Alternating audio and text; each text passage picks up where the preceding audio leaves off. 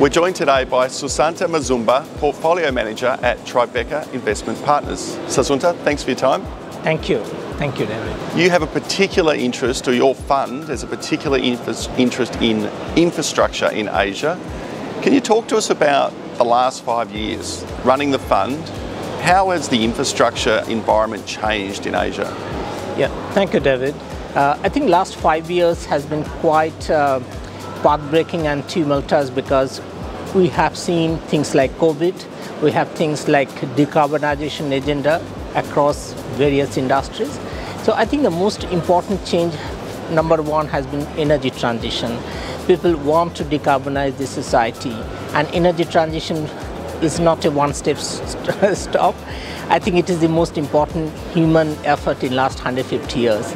So I think infrastructure, be it renewable, be it geothermal or waste management, these are all going to be parts of the energy transition process. And I think the gas is also going to have a very important transitory fuel. After the decarbonization energy, another area which has really picked up is the digital infrastructure. During COVID time, people are working from home, generating more data. So you need stuff like data centers, you need like fibers, telecom towers. So digital infrastructure has been another trend which has picked up very, very fast in last few years. The third is also the warehouse supply chain infrastructure. So world is, as we know, is getting bit bifurcated between Anglosphere and Sinosphere.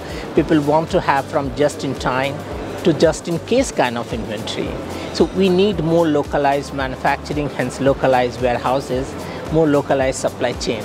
So therefore, I think complexity of supply chain has increased, and the demand for quality warehouse closer to the demand center has increased a lot. The fourth part of this is the aging demography. And I think this is nothing to do with COVID, but this is an increasing trend in the developed world. So the demand for high-end healthcare infrastructure, retirement house, high-end diagnostic, that has increased quite a lot in last 5-7 years as the world is aging. And finally, the most traditional infrastructure, which is transport related, during COVID time it got disrupted in a big way. But as we have seen last 12 months, revenge travel is taking place. People are traveling and you need gateway airports. People are sending kids for student airports, so you need that kind of infrastructure. Doesn't matter what kind of vehicle you drive, you still need a toll road and you have to pay for that. So I think transport infrastructure is a kind of an evergreen infrastructure which got disrupted because of COVID, but has come back with that. Are you surprised by the speed at which these changes are occurring within the infrastructure environment? I think China, during COVID time, I think first 1 year they did very well. And I think we have seen demand for things like digital infrastructure, healthcare infrastructure shot up. And then they went into COVID lockdown. What we are seeing last 2 months in particular is that the travel is picking up. I think they started with Macau, then they started with Hong Kong. But as we speak, I think that intention for travel in next coming holidays in May is going to be lot. So I think we are going to see the demand for Chinese transport infrastructure quite a lot. And at the same time, I think energy transition, they are again on the forefront, both wind, solar, and as well as EV. I think they are doing particularly well. A very wide net, so to speak. From a fund point of view, how do you find the opportunities and where are the key areas you're looking? I think we invest in 12 countries across Asia. But if I look at 3 distinct geographies where I think the opportunities lie, is number one is China. As you said, it's the largest economy here and they have got multiple growth opportunities. So we have opportunity there in healthcare infrastructure, in energy transition, and as well as gateway airports like Shanghai Airport. These are, I think, the very great opportunity as far as the infrastructure is concerned. The second bucket is another extreme is the developed world, which is Australia and New Zealand. And I think Australia and New Zealand again has a multiple opportunities, either like aging demography leading to retirement villages, or even like high-end healthcare infrastructure, student accommodation, children from North Asia going to Australia and New Zealand for study, Then we have got things like transport infrastructure. And last but not least is the energy transition. Australia has taken the whole thing very, very seriously under the new government. So we are seeing opportunities to decarbonize mining industry, of course, and overall the country. And if I may add to the third vertical is India.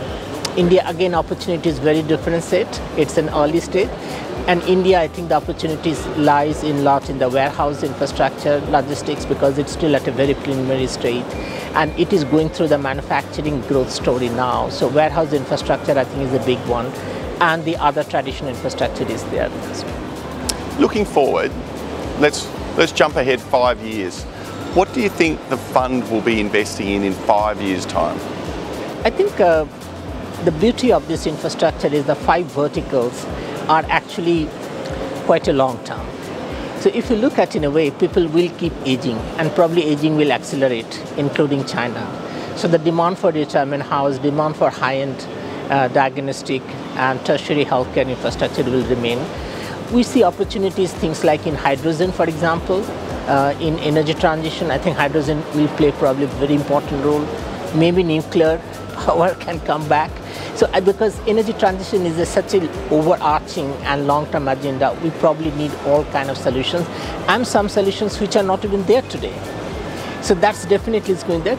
In addition to that, things like gateway airports, digital infrastructure. I think demand for data centers, fibers will keep happening.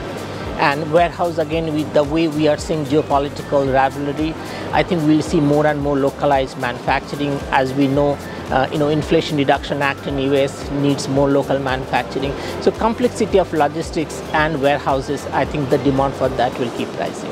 A clear strategy, a strong network, an important thematic. Susanta, thanks for your time. Thank you very much. Thanks for really the opportunity to talk to you, and it's a pleasure today. Thank you.